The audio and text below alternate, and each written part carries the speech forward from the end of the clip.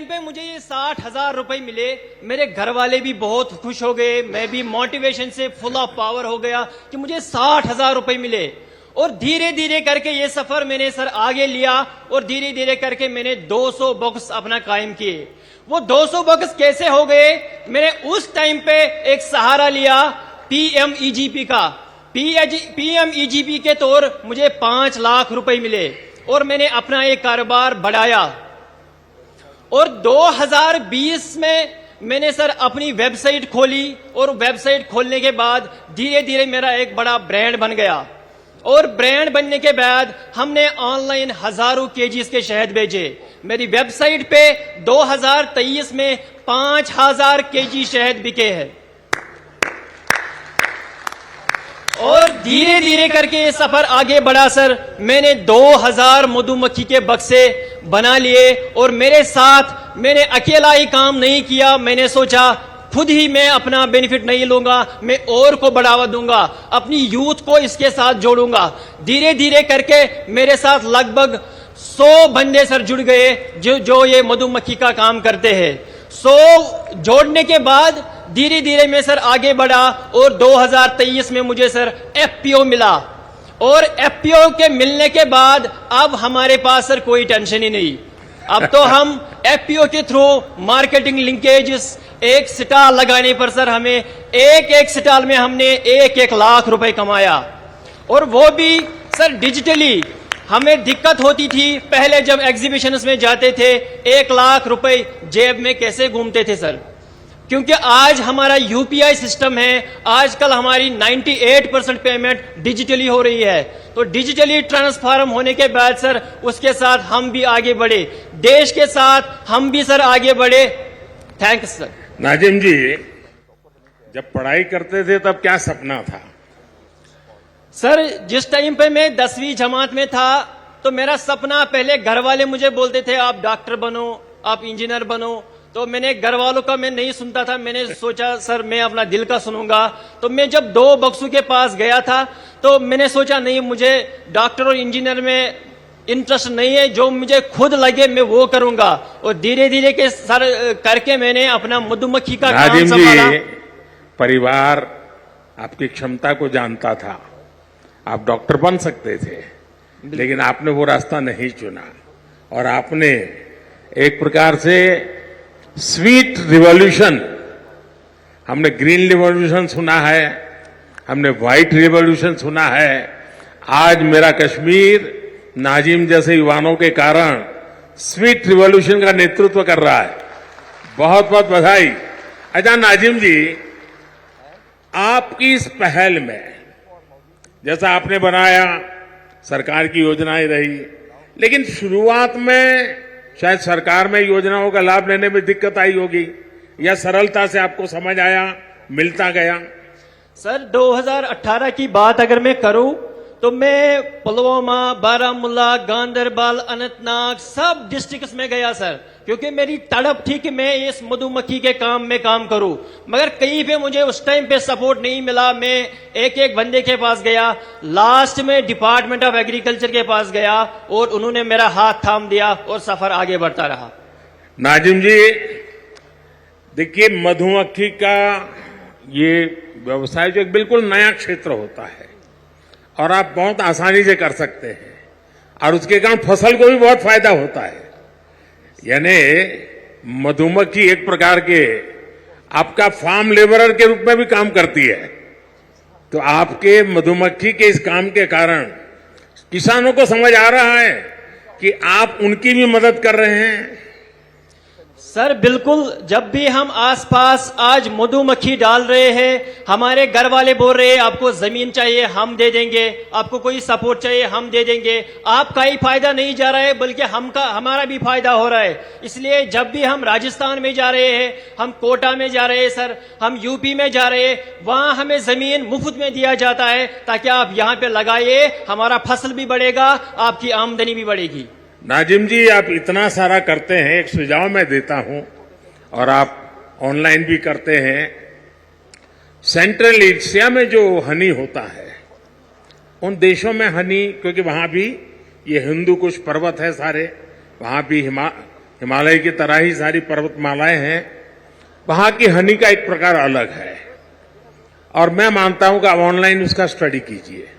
दूसरा, वे लोग अलग अलग टेस्ट के लिए अलग अलग फूलों के बीच में अपनी मधुमक्खी का पालन करते हैं। उसके कारण जो हनी मिलता है उसकी स्मेल, उसका टेस्ट उस फ्लावर जैसा मिलता है, तो उनको बहुत बड़ा मार्केट मिलता है। मैं चाहूंगा, भारत में भी बहुत प्रयास हो रहे हैं, उत्तराखंड में भी बहुत सफलतापूर्वक प्रयास हुए हैं और नाजिम जी आपने भी जरूर ऐसा किया होगा।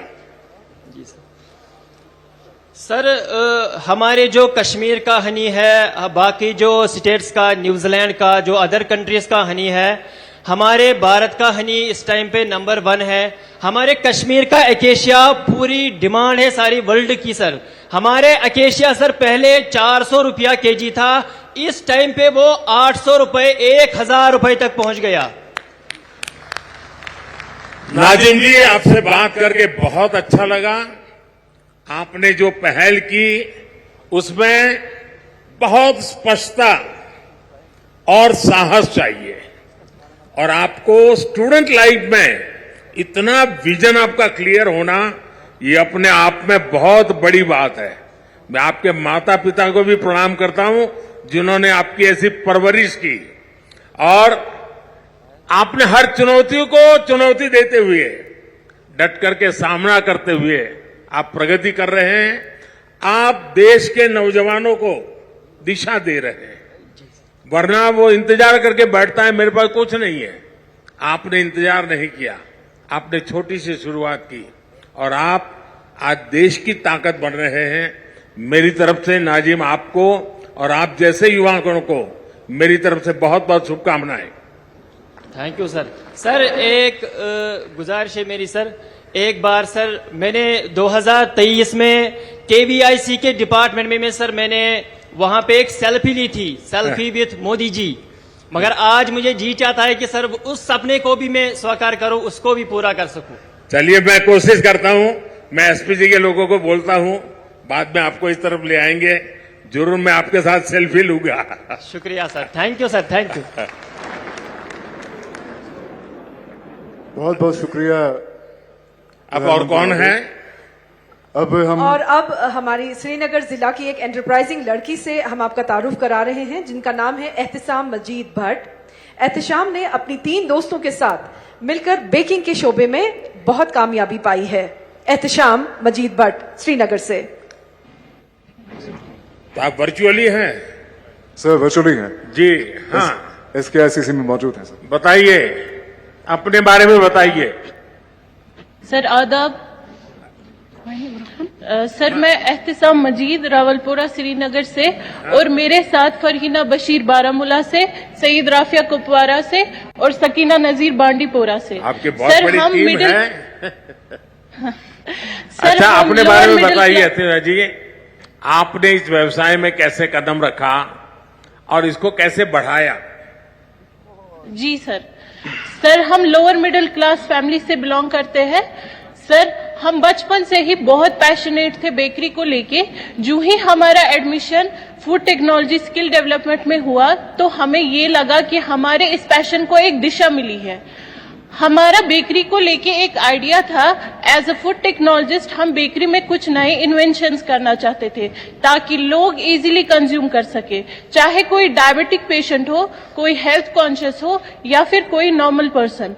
अब इस आइडिया को एग्जीक्यूट करने के लिए हमें सपोर्ट चाहिए था। फिर government polytechnic for women skill development ने हमें इंक्यूबेशन सेंटर दिया, जहां हमने 6 महीने तक काम किया। इस इंक्यूबेशन में हमें पैशन, सपोर्ट और मार्केटिंग स्किल्स मिले और कॉन्फिडेंस मिला आगे जाने का। जो ही हमारा चुनौतियां आई होगी, उन चुनौतियों को कैसे सामना किया आपने? सर हमने इंक्यूबेशन के बाद अपना मैन्युफैक्चरिंग यूनिट स्टार्ट करने का सोच लिया, लेकिन हमने कुछ एक्सपर्ट्स से राय ली जिनसे हमें ये मालूम हुआ कि ये एनओसीज पेपर वर्क हमारे लिए बहुत हैक्टिक और टाइम कंज्यूमिंग रहेगा। सरकार की तरफ से क्या क्या मदद मिली आपको? सरकार को कैसे मदद प्राप्त की आपने? सर 2019 के बाद जो गवर्नमेंट ने डिजिटल सेवाएं सिंगल विंडो सिस्टम बनाया, उससे हमारी सारी एनओसीज पेपर वर्क हमें घर बैठे ही ऑनलाइन ही कंप्लीट हो गई। सर हम 4 लड़कियां घर में, खाली बेटियां ही है, भाई हमारे कोई नहीं है, तो हम ऑफिसेज में जाके दर दर की ठोकरें खाने से बच गए और ऑनलाइन ही घर बैठे ही वो सारी सेवाएं हमें प्राप्त हो गई। सर अभी बेक ओ क्लॉक के नाम से बागात में हमारा मैन्युफैक्चरिंग यूनिट चल रहा है और लगभग 2 लाख की मंथली सेल हो जाती है। सर 12 अक्टूबर इसमें 2023 आपको, जी सर, क्योंकि क्वालिटी बहुत मैटर करता है, तो आप क्वालिटी सर। को मेंटेन करने के लिए भी तो कुछ स्पेशल प्रयास करते होंगे। जी सर हम मैन्युफैक्चरिंग यूनिट और हम ऑर्डर बेसिस पे बनाते हैं, जितना हमारा वहां से ऑर्डर आता है और उसी हिसाब से हम फ्रेश बेकरी ही बनाते हैं। और सर हमारा फूड टेक्नोलॉजी के हिसाब से हमने ये प्रयास लिया है कि हम क्वालिटी पे कोई कॉम्प्रोमाइज नहीं करेंगे, तभी 1 साल में ही हमारी मार्केटिंग इतनी बढ़ गई है कि आज लगभग मंथली हम 2 लाख कमाते हैं। एहतिशाम जी, ये स्टार्टअप की तरफ आज पूरी दुनिया का झुकाव है। टियर 2, जी टियर सर। 3 सिटी में भी स्टार्टअप, और आप उसी फील्ड को प्रतिनिधित्व करती है। इसके विषय में सरकार की जो योजना है, उन सुविधाओं से आपको कितनी मदद मिल रही है? सर हमारी जितनी भी सरकार की स्कीम्स है, हमने अभी तक इसलिए उनका ये लाभ नहीं उठाया क्योंकि हम स्टार्टअप में अपना ही हम इंडिपेंडेंट बनना चाहते थे, और जो इंक्यूबेशन लेकिन हमें मिला स्किल डेवलपमेंट से, वहां हमें जगह और ये इक्विपमेंट्स मिले, मशीन्स मिली, जिसपे हमने काम किया 8 मंथ तक, और उस 8 मंथ में जितना हमने अर्न किया उसी से हमने आज अपना मैन्युफैक्चरिंग यूनिट के सभी इक्विपमेंट्स लाए, और ये गवर्नमेंट की तरफ से हमारे लिए सबसे बड़ा सपोर्ट था। एहतियाब जी, पिछले 9-10 वर्ष में हमारी सरकार आपके जैसे करोड़ों युवाओं के स्टार्टअप के सपने को पूरा करने के लिए हर संभव कोशिश कर रही है। और आपने तो सर। खुद ने अपनी बहनों की चिंता तो संभाली, आपने अपने दोस्तों को भी अलग अलग जिलों में इस काम से जोड़ा है, और मैं इसके लिए आपको बधाई देता हूं। हमारी सरकार की कोशिश है कि हमारे युवाओं के आइडिया को संसाधनों और पैसों की कमी ना हो। हमारे नौजवान साथी बुलंद हौसलों के साथ नए क्षेत्रों में कदम रखे, और ये सारी बहनें हमारे देश की बेटियों के लिए बहुत बड़ा इंस्पिरेशन है। जम्मू कश्मीर की बेटियां नई मिसाल खड़ी कर रही है, मैं उनको बहुत बहुत बधाई देता हूं। जी सर इतना ही नहीं सर, हम जम्मू कश्मीर के सभी जिलों में अपना मैन्युफैक्चरिंग यूनिट स्टार्ट करना चाहते हैं, अरे वाह। ताकि जो हम जैसी अंडर प्रिविलेज लड़कियां हैं, हम उनको भी स्किल दे सके और वो भी एंटरप्रेन्योर की तरह काम करें, ना कि लेबर। माननीय प्रधानमंत्री मेरी जी, आपको हम आपका बहुत नारा, शुभकामनाएं हैं, मेरी आपको बहुत शुभकामनाएं हैं, और मैं आपको विश्वास दिलाता हूं, मैं एलजी साहब से भी कह रहा हूं कि आपके इस मिशन को जितना बल दे सकते हैं, सरकार की तरफ से पूरा बल मिलेगा, क्योंकि आपके सपने बहुत बड़े हैं, और अंडर प्रिविलेज बेटियों की चिंता करना ये और बड़ी बात है। इसमें एक सामाजिक दृष्टिकोण भी है, तो मेरी तरफ से बहुत बहुत बधाई। जी सर, शुक्रिया। बहुत बहुत धन्यवाद प्रधानमंत्री महोदय। और अब हमारे सामने आ रही हैं हमीदा बानो। हमीदा बानो का ताल्लुक गांधरबल जिले से है। हमीदा बानो ने NRLM यानी नेशनल रूरल लाइवलीहुड्स मिशन के तहत दूध की पैदावार में नुमाया कामयाबी पाई है। माननीय प्रधानमंत्री महोदय, हमीदा जी, मैं आपको बहुत बहुत मुबारकबादी देता हूं, और मैं आपके विषय में, अपनी यात्रा के विषय में, ये सफलता की सीढ़ियां कैसे प्राप्त की, मैं जरूर आपसे सुनना चाहता हूं। जी आदाब सर, मेरा नाम हमीदा है, मैं ब्लॉक लॉ डिस्ट्रिक्ट गांधरबल से बोल रही हूँ। सर मैंने 12वीं पास किया था। 12वीं पास करने के बाद मैं घर में ही खेती बाड़ी के कामों में घर वालों की मदद कर रही थी। तो फिर 2013 में NRLM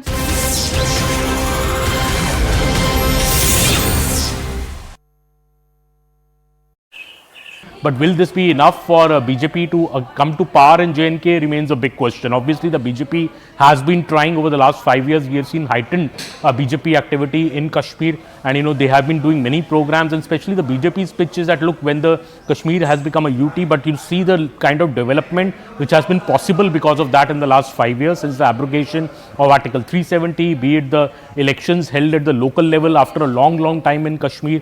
PM, I remember when he was there in Kashmir for the last time, he had met the newly elected sarpanches also. He could also meet prominent people and locals, who have been involved in this entire development exercise today as well when he goes to the Bakshi Stadium. So in a way, the Prime Minister and the BJP have been trying to make those inroads into Kashmir. When elections happen, I think it will be a more keenly contest this time when assembly elections happen in Kashmir. Of course, Lok Sabha elections are a different cup of tea, with BJP winning the Jammu seats and NC being strong in the Kashmir Valley seats. And this time also we see that the NC is declaring candidates for the Kashmir Valley already. So BJP has still not declared candidates for the Kashmir Valley. It has declared the candidates for Jammu for the upcoming Lok Sabha elections, but not for Kashmir Valley, and that is awaited. I think that will come now after the Prime Minister's visit to Kashmir. And I think during this visit, Anjali, the Prime Minister will also be getting a ground assessment of what all development has happened. The Prime Minister has not been to Kashmir Valley for the last 5 years. So this time when he is going, all the development we see around the Jhelum riverfront, the Srinagar Smart City project, various other big projects which have been brought to the ground in Kashmir in the last 5 years. The Prime Minister will also be getting a ground check of all these development projects. जिस time पे मुझे ये 60,000 रुपए मिले, मेरे घर वाले भी बहुत खुश हो गए, मैं भी मोटिवेशन से फुल ऑफ पावर हो गया कि मुझे 60,000 रुपए मिले। जिस टाइम पे मुझे ये 60,000 रुपए मिले, मेरे घर वाले भी बहुत खुश हो गए, मैं भी मोटिवेशन से फुल ऑफ पावर हो गया कि मुझे 60,000 रुपए मिले। और धीरे धीरे करके ये सफर मैंने सर आगे लिया, और धीरे धीरे करके मैंने 200 बॉक्स अपना कायम किए। वो 200 बॉक्स कैसे हो गए? मैंने उस टाइम पे एक सहारा लिया PMEGP का। PMEGP के तौर मुझे 5 लाख रुपए मिले, और मैंने अपना एक कारोबार बढ़ाया। और 2020 में मैंने सर अपनी वेबसाइट खोली, और वेबसाइट खोलने के बाद धीरे धीरे मेरा एक बड़ा ब्रांड बन गया। और ब्रांड बनने के बाद हमने ऑनलाइन हजारों केजीज के शहद भेजे। मेरी वेबसाइट पे 2023 में 5,000 केजी शहद बिके हैं।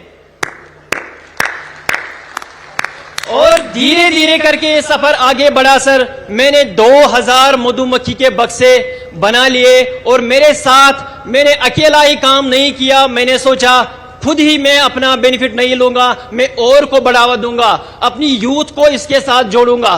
धीरे धीरे करके मेरे साथ लगभग 100 बंदे सर जुड़ गए जो ये मधुमक्खी का काम करते हैं। 100 जोड़ने के बाद धीरे धीरे मैं सर आगे बढ़ा, और 2023 में मुझे सर FPO मिला। और FPO के मिलने के बाद अब हमारे पास सर कोई टेंशन ही नहीं। अब तो हम FPO के थ्रू मार्केटिंग लिंकेजेस, एक स्टॉल लगाने पर सर हमें एक स्टॉल में हमने 1-1 लाख रुपए कमाया। और वो भी सर डिजिटली।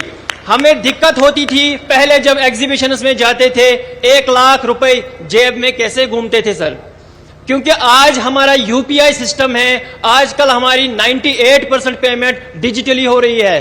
तो डिजिटली ट्रांसफॉर्म होने के बाद सर उसके साथ हम भी आगे बढ़े, देश के साथ हम भी सर आगे बढ़े।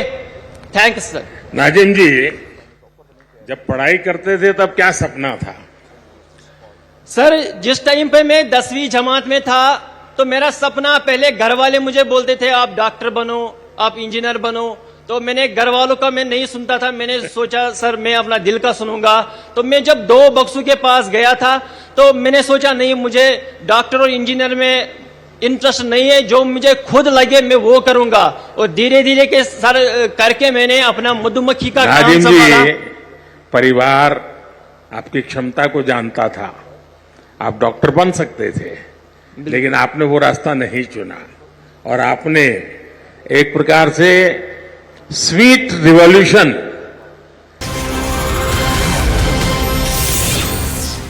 अभिनंदन करता हूं।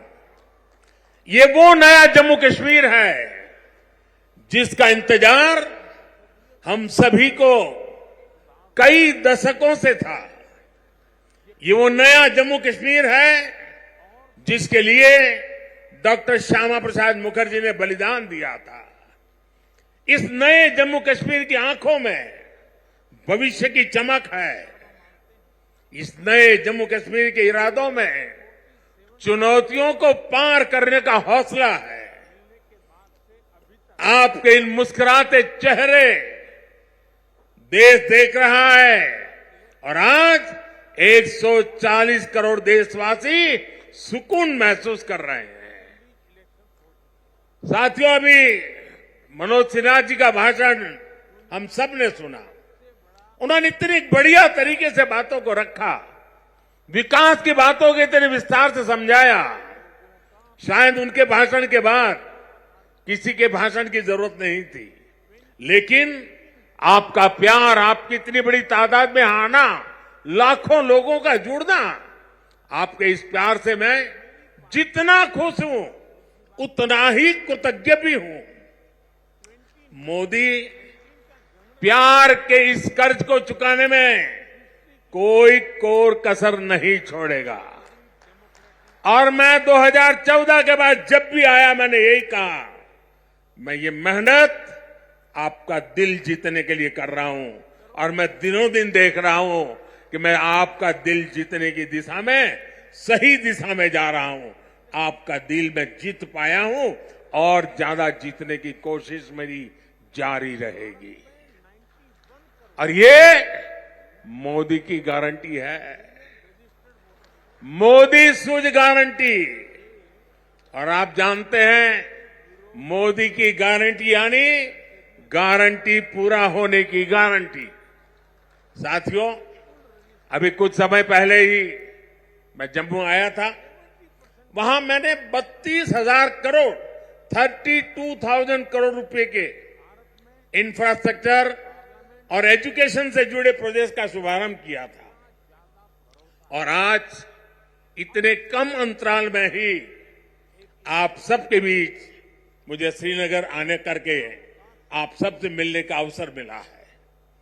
आज मुझे यहां टूरिज्म और विकास से जुड़ी कई परियोजनाओं के शिलान्यास और लोकार्पण का सौभाग्य मिला है। किसानों के लिए कृषि क्षेत्र से जुड़ी योजना भी समर्पित की गई है। 1,000 युवाओं को सरकारी नौकरी के नियुक्ति पत्र भी दिए गए हैं। विकास की शक्ति, पर्यटन की संभावनाएं, किसानों का सामर्थ्य और जम्मू कश्मीर के युवाओं का नेतृत्व, विकसित जम्मू कश्मीर के निर्माण का रास्ता यहीं से निकलने वाला है।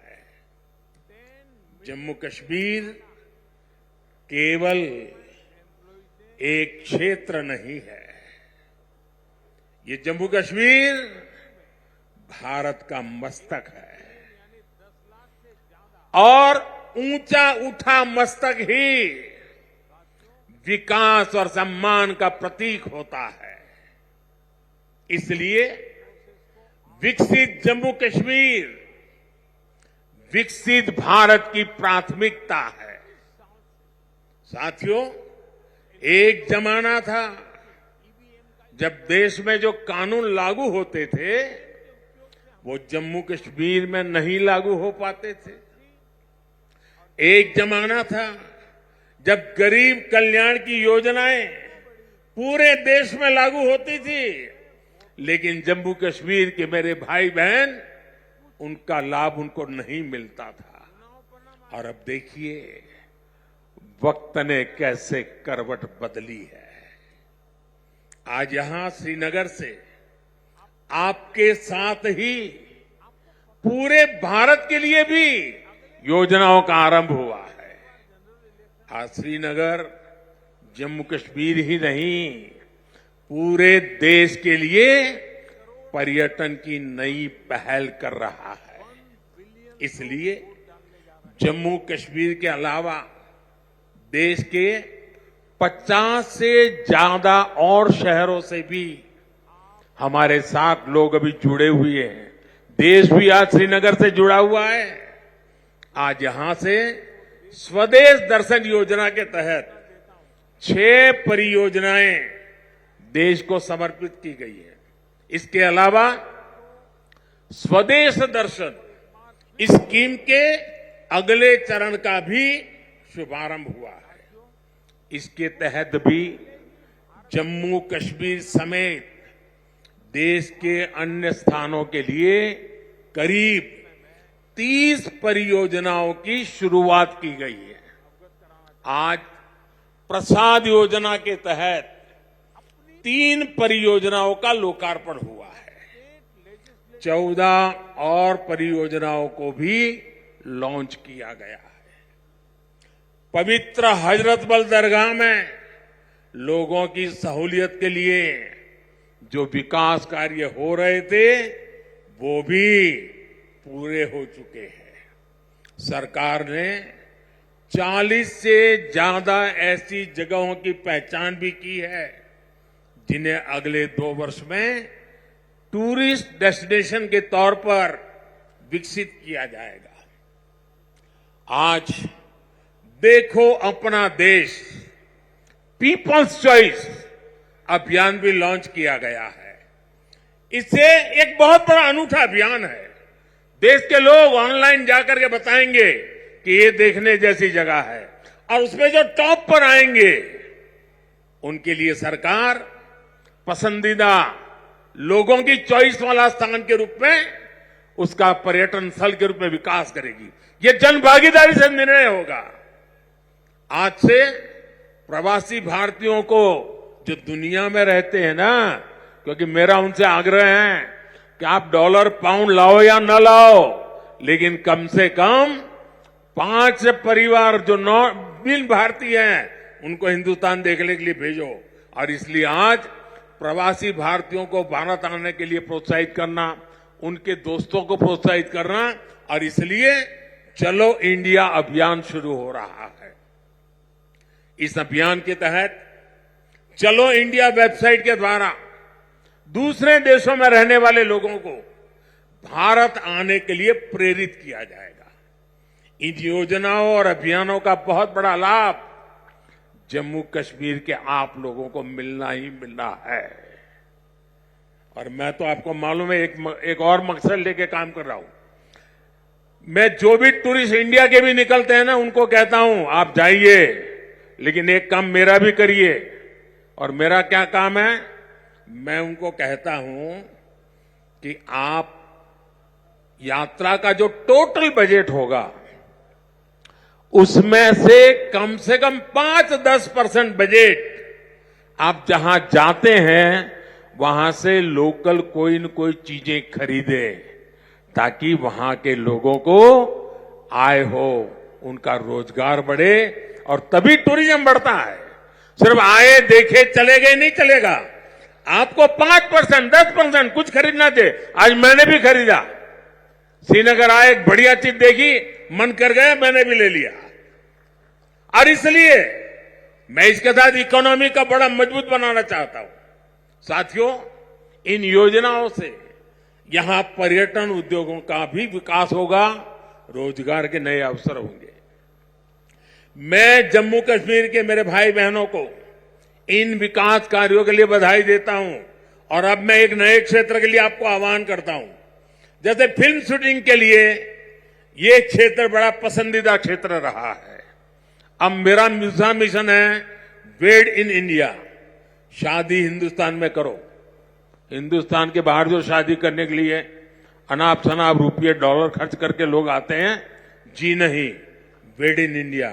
अब कश्मीर और जम्मू के लोग, हमारे श्रीनगर के लोग, अब हमें वेड इन इंडिया के लिए लोगों को शादी के लिए यहां आने का मन कर जाए और यहां के पर बुकिंग करे, यहां 3 दिन 4 दिन बारात लेकर के आए, धूमधाम से खर्चा करे, यहां के लोगों को रोजी रोटी मिलेगी। उस अभियान को भी मैं बल दे रहा हूं। और साथियों, जब इरादे नेक हो, संकल्प को सिद्ध करने का जज्बा हो, तो फिर नतीजे भी मिलते हैं। पूरी दुनिया ने देखा कि कैसे यहां जम्मू कश्मीर में G20 का शानदार आयोजन हुआ। कभी लोग कहते थे जम्मू कश्मीर में कौन पर्यटन के लिए जाएगा। आज यहां जम्मू कश्मीर में पर्यटन के सारे रिकॉर्ड टूट रहे हैं। अकेले 2023 में ही 2 करोड़ से ज्यादा पर्यटक यहां आए हैं। पिछले 10 वर्षों में अमरनाथ यात्रा में सबसे ज्यादा यात्री शामिल हुए। वैष्णो देवी में श्रद्धालु रिकॉर्ड संख्या में दर्शन कर रहे हैं। विदेशी टूरिस्टों की संख्या भी पहले से 2.5 गुना बढ़ी है। अब बड़े बड़े स्टार भी, सेलिब्रिटी भी, विदेशी मेहमान भी कश्मीर में आए बिना जाते नहीं हैं। वादियों में घूमने आते हैं, यहां वीडियो बनाते हैं, रील बनाते हैं और वायरल हो रही है। साथियों, जम्मू कश्मीर में पर्यटन के साथ ही कृषि और कृषि उत्पादों की बहुत बड़ी ताकत है। जम्मू कश्मीर की केसर, जम्मू कश्मीर के सेब, जम्मू कश्मीर के मेवे, जम्मू कश्मीरी चेरी, जम्मू कश्मीरी अपने आप में इतना ही बड़ा ब्रांड है। अब कृषि विकास कार्यक्रम से ये क्षेत्र और मजबूत होगा। 5,000 करोड़ रुपए के इस कार्यक्रम से अगले 5 वर्षों में जम्मू कश्मीर के कृषि सेक्टर में अभूतपूर्व विकास होगा। विशेष तौर पर बागवानी और पशुधन के विकास में बहुत मदद मिलेगी। और अभी बहन हमीदा से जब मैं बात कर रहा था, पशुपालन को कैसी ताकत मिलने वाली है, ये बहन हमीदा से हम सीख सकते हैं। इससे रोजगार के भी हजारों नए अवसर तैयार होंगे। यहां किसानों के खातों में भारत सरकार ने करीब 3,000 करोड़ रुपए किसान सम्मान निधि के तौर पर सीधे भेजे हैं। फलों और सब्जियों को ज्यादा समय तक सुरक्षित रखने के लिए जम्मू कश्मीर में स्टोरेज क्षमता भी काफी बढ़ाई गई है। कुछ दिन पहले ही दुनिया की सबसे बड़ी भंडारण स्कीम शुरू की गई है। इसके तहत जम्मू कश्मीर में भी अनेकों नए गोदाम बनाएंगे।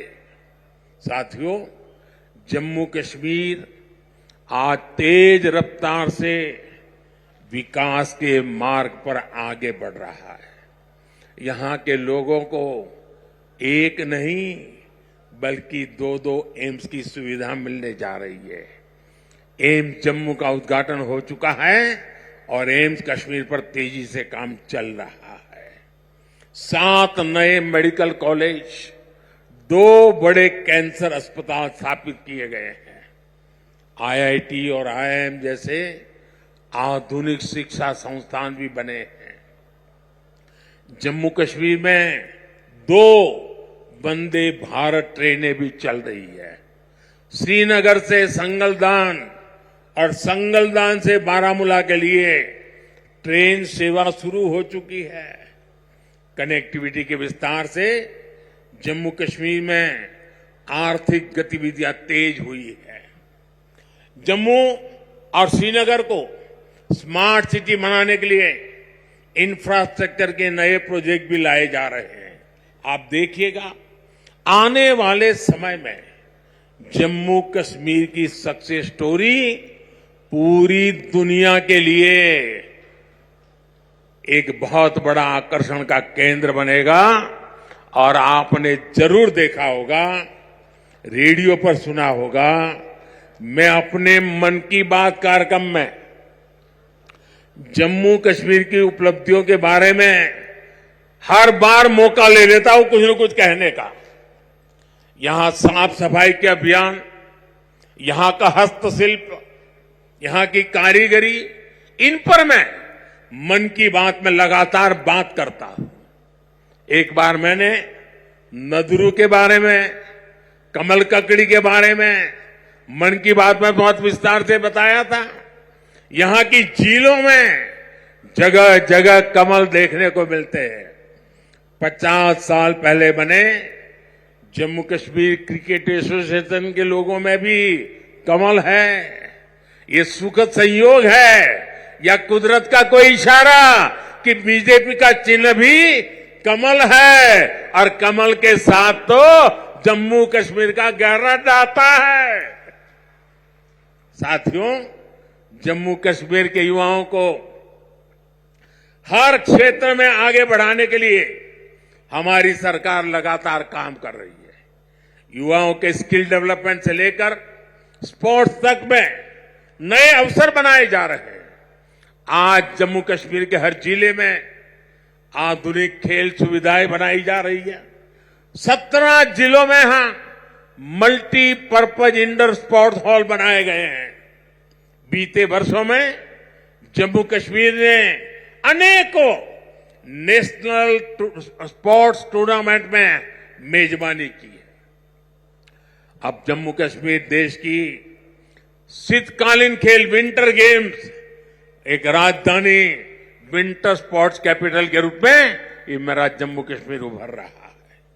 हाल ही में हुए खेलो इंडिया विंटर गेम्स में करीब 1000 खिलाड़ी देश भर से आए, उन्होंने हिस्सा लिया।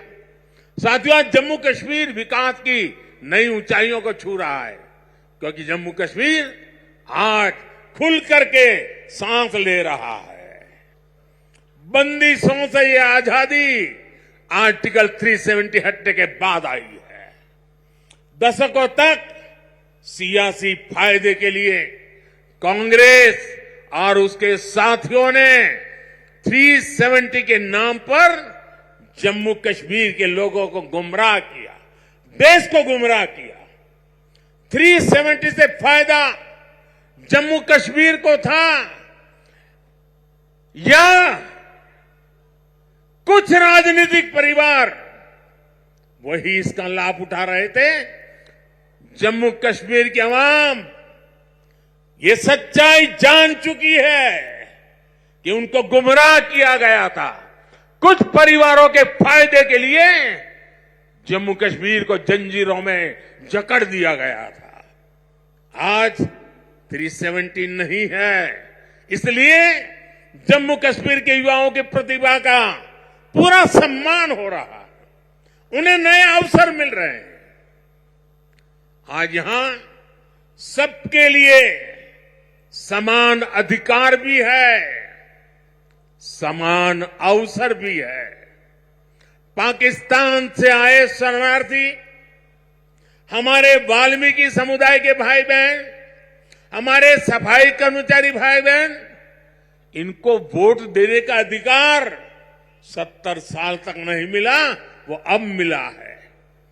वाल्मीकि समुदाय को एससी कैटेगरी का लाभ मिलने की वर्षों पुरानी मांग पूरी हुई है।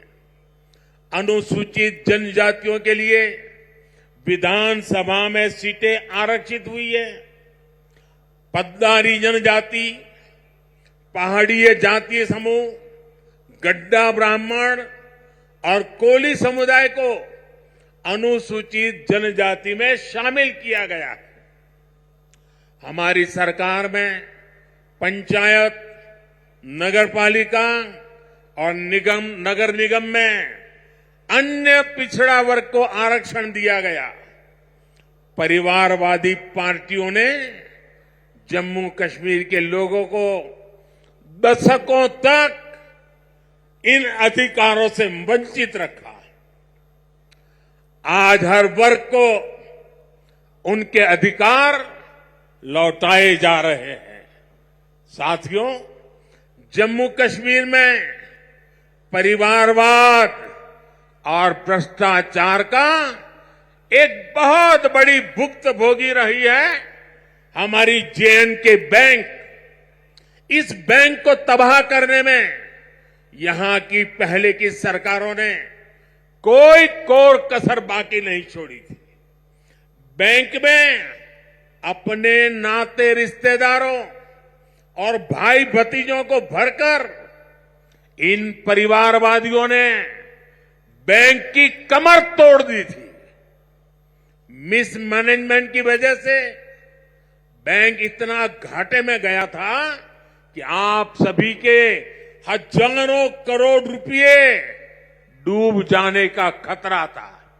कश्मीर के गरीब आदमी का पैसा था, मेहनतकश इंसान का पैसा था, आप मेरे भाई बहनों का पैसा था, वो डूबने जा रहा था। जे.एंड.के बैंक को बचाने के लिए हमारी सरकार ने एक के बाद एक रिफॉर्म किए।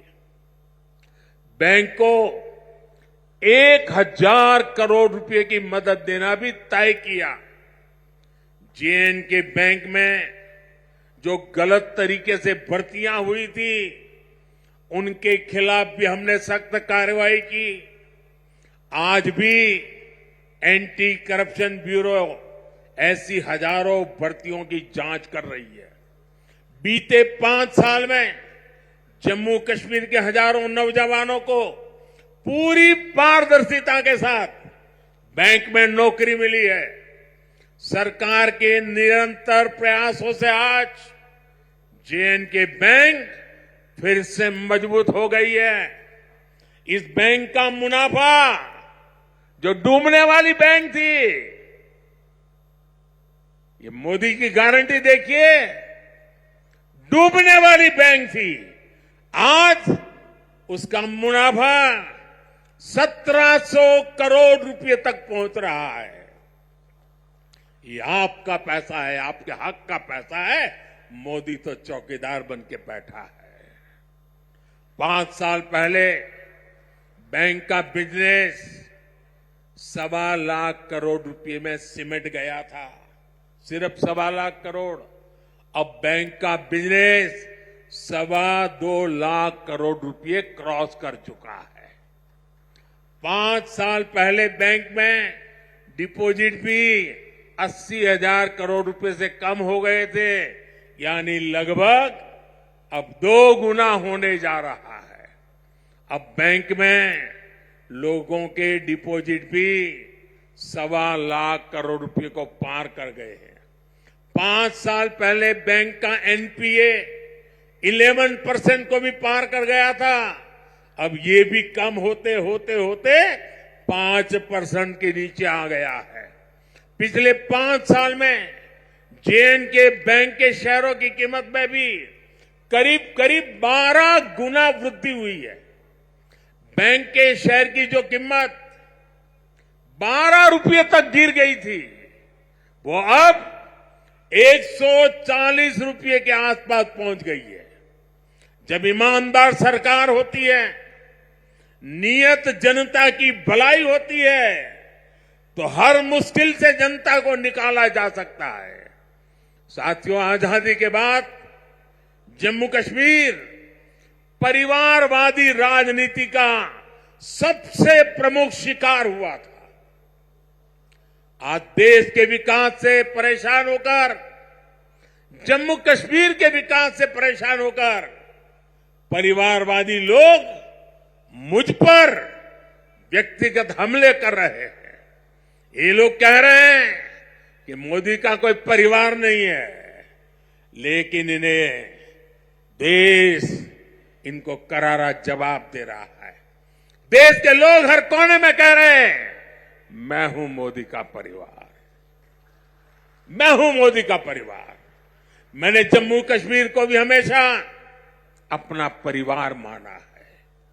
परिवार के लोग दिल में रहते हैं, मन में रहते हैं। इसलिए कश्मीरियों के दिल में भी यही है कि मैं हूं मोदी का परिवार, मैं हूं मोदी का परिवार।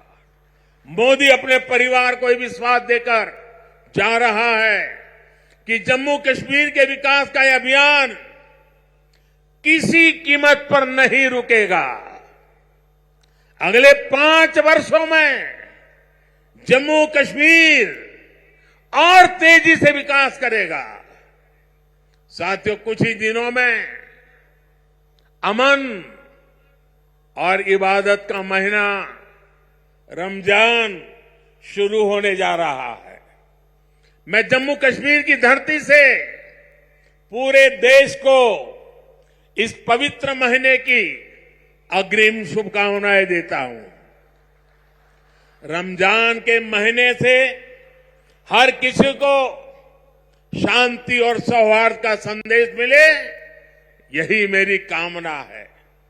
और मेरे साथियों, ये भूमि तो आदि शंकराचार्य की तपोभूमि रही है और कल महाशिवरात्रि है। मैं आपको भी और सभी देशवासियों को भी महाशिवरात्रि के पावन पर्व की अनेक अनेक शुभकामनाएं देता हूं। मैं फिर एक बार आज की इन परियोजनाओं के लिए आप सबको बहुत बहुत बधाई देता हूं और फिर एक बार लाखों की तादाद में जम्मू कश्मीर में आप लोगों के बीच आना, आपका प्यार, आपका आशीर्वाद लेना, ये मेरे लिए बहुत बड़ा सौभाग्य है। बहुत बहुत धन्यवाद।